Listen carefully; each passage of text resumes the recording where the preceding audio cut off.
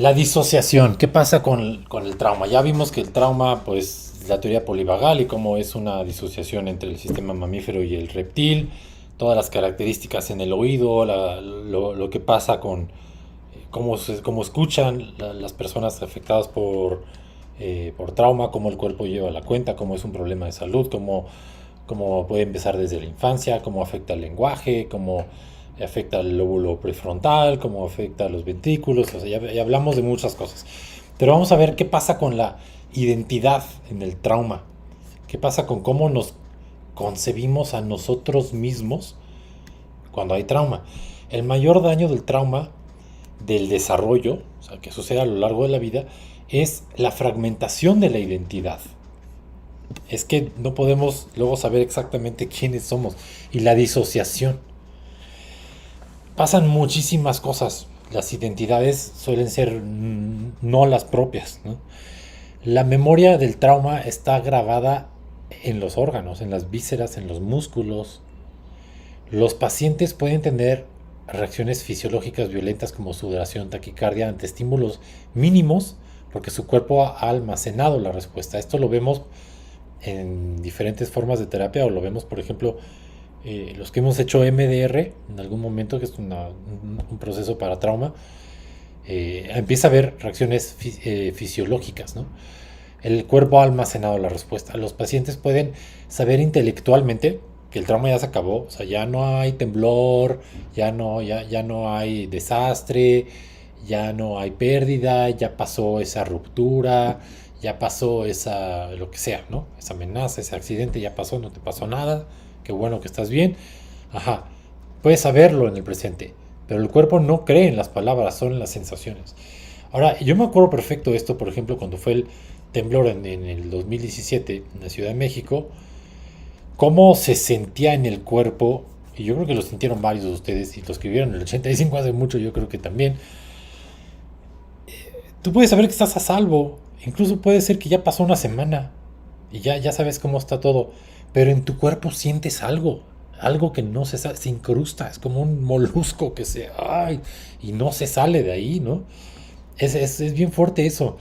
Entonces se siente como algo incrustado que por más que lo sepas no te lo puedes sacar, ¿no? Ok, el problema no es solamente el recuerdo del evento, también es, por ejemplo, según el tipo de trauma también, pero también es la vergüenza de lo que hiciste o no hiciste ante esa situación y la culpa, ¿no? Sintiéndote quizás como un monstruo por dentro o como un ser pues distinto, inadecuado o inadaptado o lo que sea, ¿no? Y entonces lo que pasa es que solemos mantener el trauma en secreto y cuando eso pasa pues se consume porque una cosa es, es, es tener dolor, otra es sufrimiento y otra es sufrir aparte de manera aislada, ¿no? En secreto. Entonces, pues claro que hay que pedir ayuda, ¿no?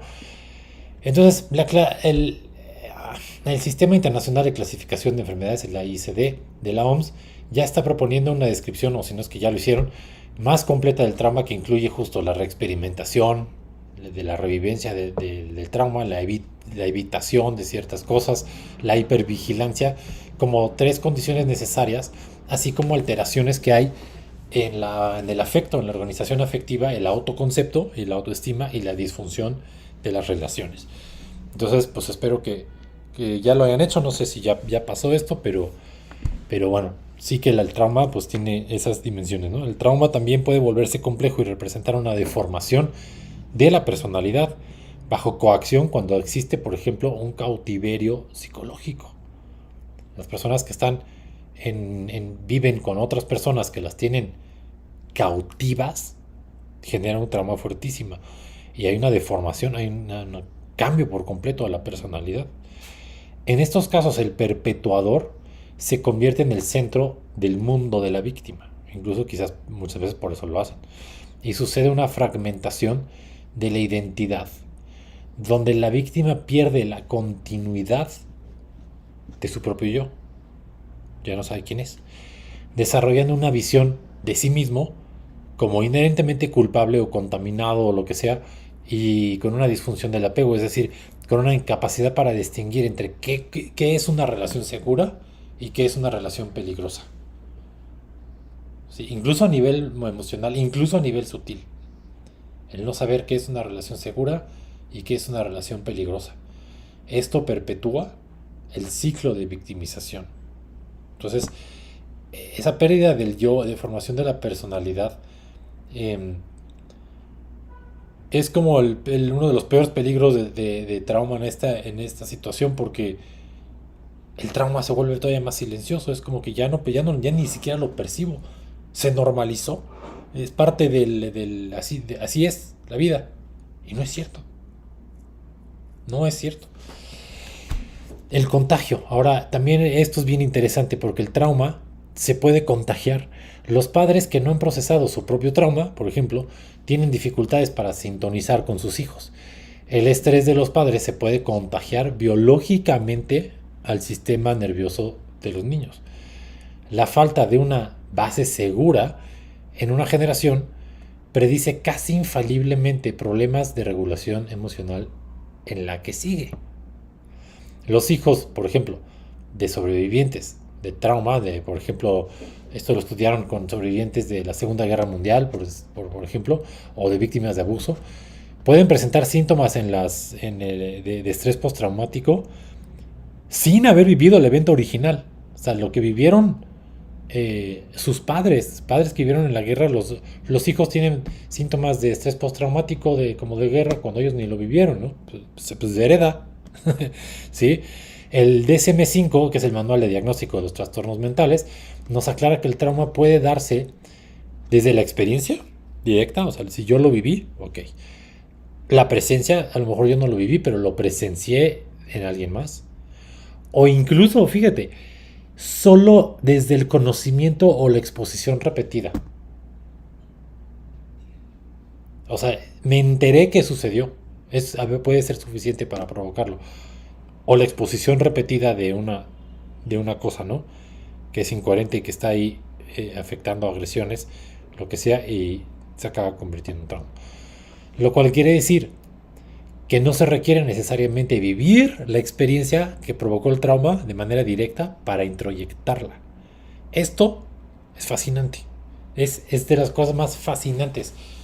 Porque vivimos viendo noticias, ¿verdad? Y vivimos viendo tragedias y vivimos viendo todo. Si estoy poniendo atención todo el tiempo en eso, estoy introyectando también, puedo estar introyectando también el trauma. Entonces, estamos unidos. Es que eso no, o sea, estamos, queramos o no. Por eso también tenemos responsabilidad.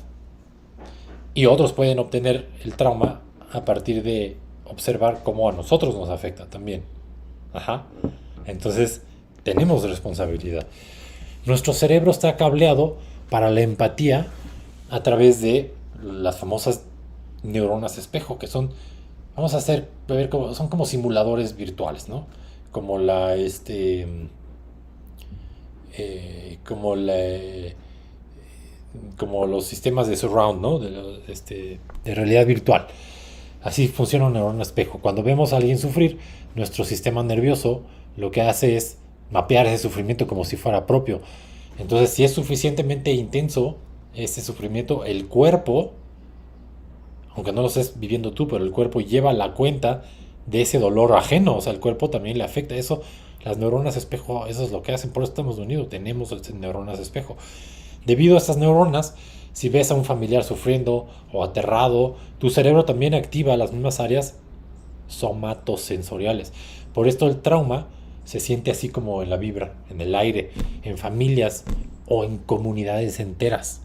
No se necesita el golpe directo, necesitas la sintonía, la sincronización con el terror del otro. Y ya con eso se contagia. Entonces esto es impresionante porque es como si viéramos una dimensión epidemiológica de trauma emocional, ¿no? La herencia, fíjense, esto también es bien interesante. La herencia epigenética transgeneracional, ¿qué es? A ver, vamos a entender qué es. La herencia transgeneracional, eso sí lo entendemos. Epigenética significa afuera de los genes, es decir, todo aquello que afecta a la expresión de los genes es la epigenética. Esa es la ciencia que estudia aquello que afecta a la expresión de los genes. Bueno, esa herencia que se da en la epigenética es la transmisión de información de una generación de organismos a la siguiente, que afecta los rasgos de la descendencia sin alterar la secuencia del ADN primario. ¿Ok? Entonces, podemos, en pocas palabras, podemos transmitir rasgos sin que se haya alterado el ADN, ¿sí? Por herencia epigenética.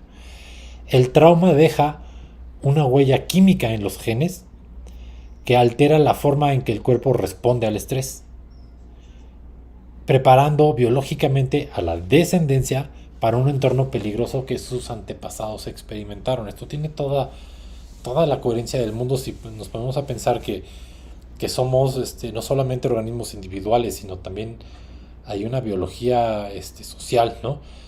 Y si una comunidad está siendo afectada por algún tipo de trauma, pues es de esperarse que los descendientes tengan los sistemas adaptativos y de defensa ante aquello que traumatizó a la generación anterior, porque muy probablemente viven en situaciones similares, ¿no? Eso es un mecanismo de la biología para protegerse, ¿no?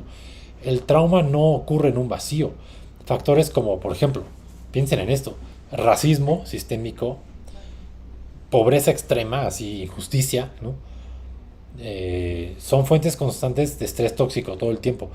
Vivir en entornos donde el peligro es real y diario, como barrios peligrosos, lo que sea, polígonos, impide que el sistema de compromiso social del cerebro se desarrolle adecuadamente, manteniendo a comunidades enteras y sus descendientes en un estado de supervivencia permanente. ¿Sale? Entonces, ¿qué pasa? El impacto social y en salud del trauma. Si la sociedad sigue ignorando el impacto biológico del trauma, seguiremos viendo ciclos de violencia, ciclos de adicción, ciclos de enfermedades crónicas. ¿Hasta dónde podemos dimensionar el impacto social del trauma en la salud y en la seguridad pública? Esa es una muy buena pregunta. ¿Hasta dónde puede llegar esto, no? O sea, sabemos que provoca alteraciones físicas y en salud. Bueno, ok, ¿hasta dónde, no? ¿Hasta dónde impacta? Esto yo creo que es un tema ya para los que estudian justo salud pública, pero quizás no sabemos a ciencia cierta esto, y sería una muy buena pregunta de investigación, pero bueno, un investigador que se llama Cork lo describió como, según él, el mayor reto de salud pública de nuestro tiempo, ¿no? Entonces, más allá de si lo es o no lo es, o qué piensan al respecto, el hecho de que lo haya dicho simplemente nos indica al menos que existe hoy suficiente literatura para hacerse esa pregunta. Por lo menos te la puedes hacer, ¿no? Y es una buena pregunta.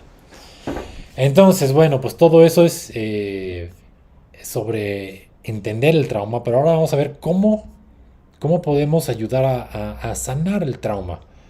Ajá. Entonces, vamos a ver esto. Vamos a ver. Ok, sanando el trauma.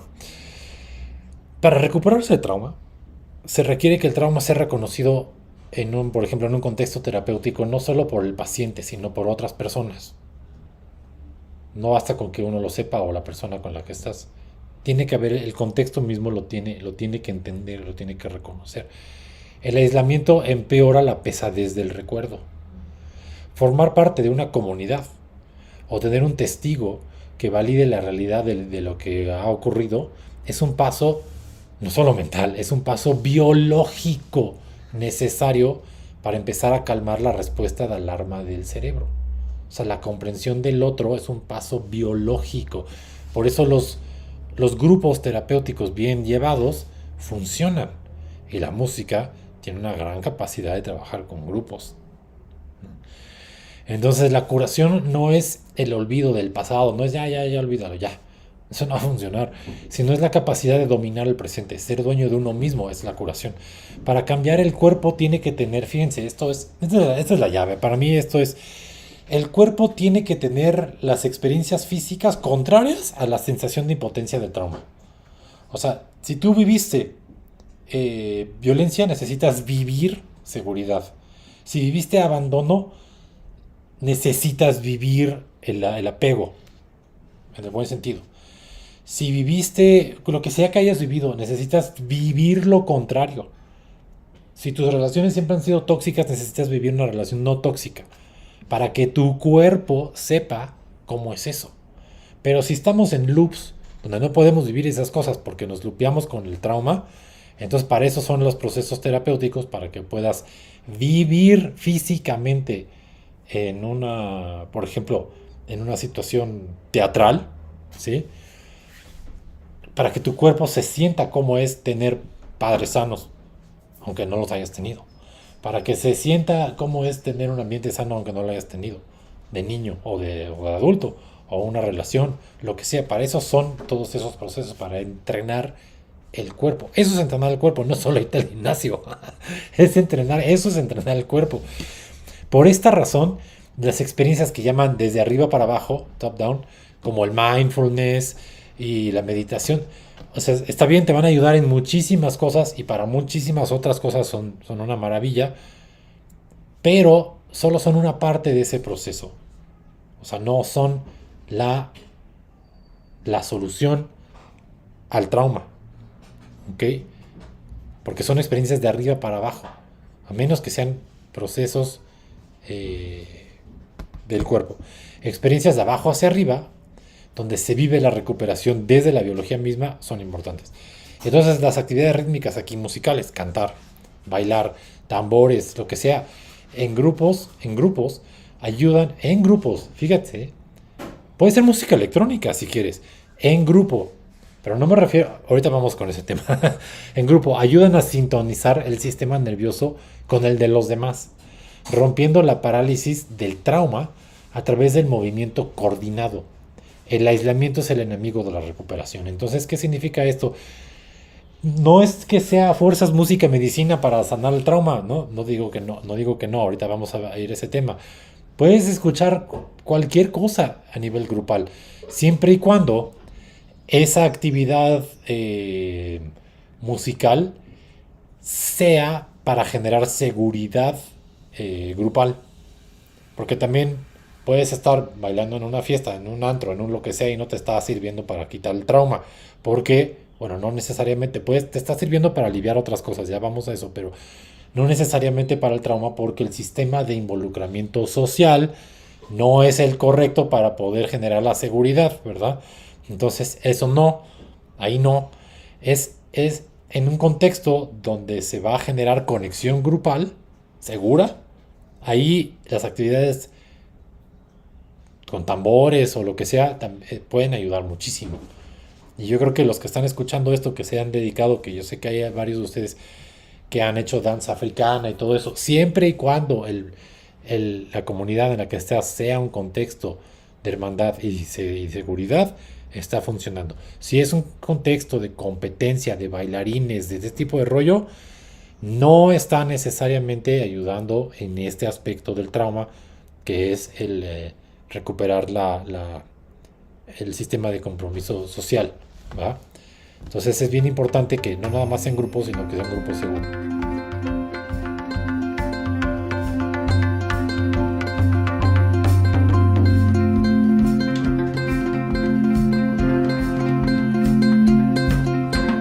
Sambaya, Sambaya, Sambaya, Sambaya, Sambaya, Sambaya.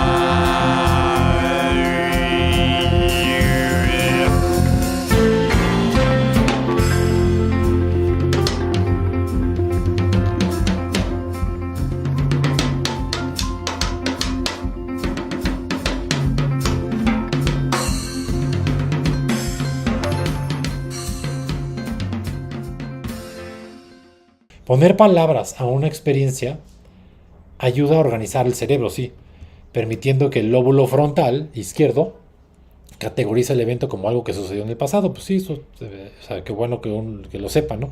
Sin embargo, el lenguaje tiene límites. El trauma ocurre en regiones del cerebro más profundas, en el reptil. Los reptiles no hablan, ¿o sí? Pues no. Entonces, si los reptiles no hablan y ese es el sistema que está comprometido, entonces, ¿de qué sirve hablar? Pues para una parte de tu cerebro le sirve, pero para la otra no. Ok. Hablar puede revivir incluso el trauma. Y muchos ni pueden hablar, o sea, depende, ¿no? Entonces, cuando se hace, debe ser un acto de poder decir la verdad, de expresar sobre lo que uno está sintiendo en el cuerpo, por ejemplo, ¿no? Frente a un facilitador o lo que sea.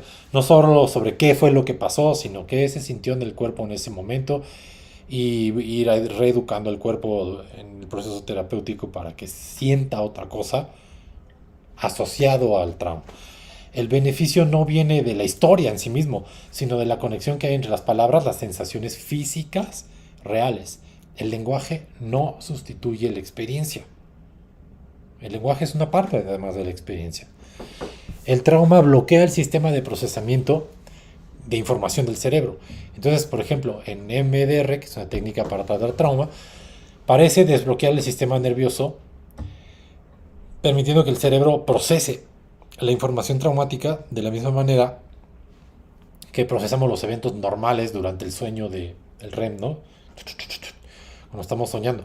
En casos de abuso infantil crónico y el trauma complejo, el EMDR puede ser abrumador y se requiere una preparación muy, muy significativa, pero para otros tipos de trauma de forma inmediata es muy bueno porque recablea otra vez todo el sistema nervioso, ¿no?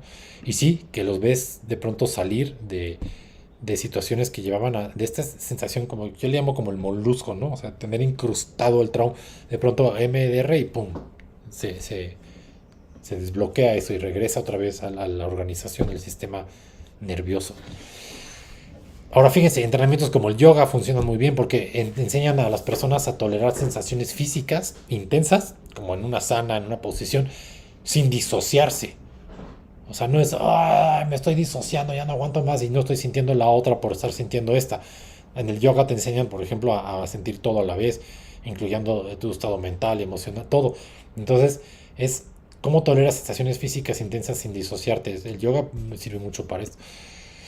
El cuerpo aprende a sentir un latido rápido, por ejemplo, o un músculo tenso, y no significa que hay un peligro, ¿no? Que normalmente si sentimos un latido rápido, hay peligro, pues no necesariamente. Cuando haces ejercicio, no, ¿verdad? Los escaneos cerebrales mostraron un aumento en la actividad de la ínsula, que es la interopercepción, la percepción del propio cuerpo. Ahora fíjense, otra cosa que pasa con el trauma, las ondas cerebrales en las personas traumatizadas pueden estar atrapadas en estados de hiperalerta. El trauma es una... Recuerden que el cerebro produce ondas cerebrales, también electromagnéticas. Pueden estar atrapadas en un estado de hiperalerta. No te puedes salir de la misma onda en la misma región del cerebro. El trauma es una pérdida de la capacidad del cerebro para cambiar de un estado emocional a otro de manera fluida. Entonces, bueno, hay otras cosas, neurofeedback y eso, ¿no? Pero, por ejemplo, el teatro, las técnicas de psicodrama permiten que las personas con trauma experimenten nuevas identidades, respuestas físicas y hacer esa reparación simbólica y en el cuerpo del suceso, ¿no?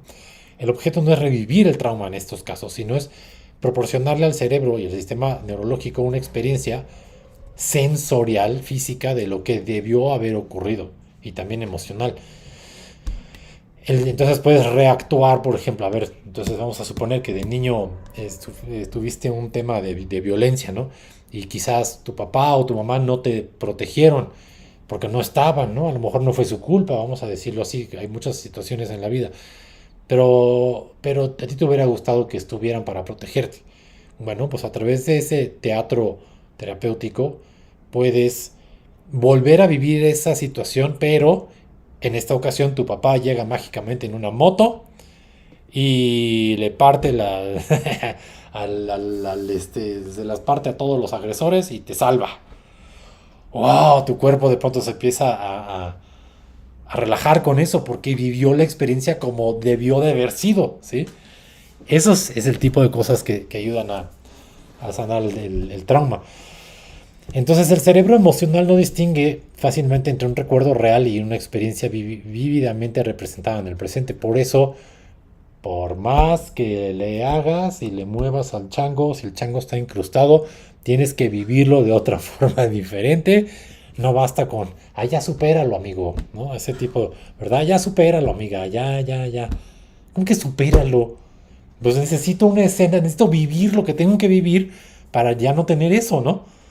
Entonces, ok, este, em, en este caso se recibe un antídoto físico, crea una nueva huella de memoria que compite con la memoria traumática.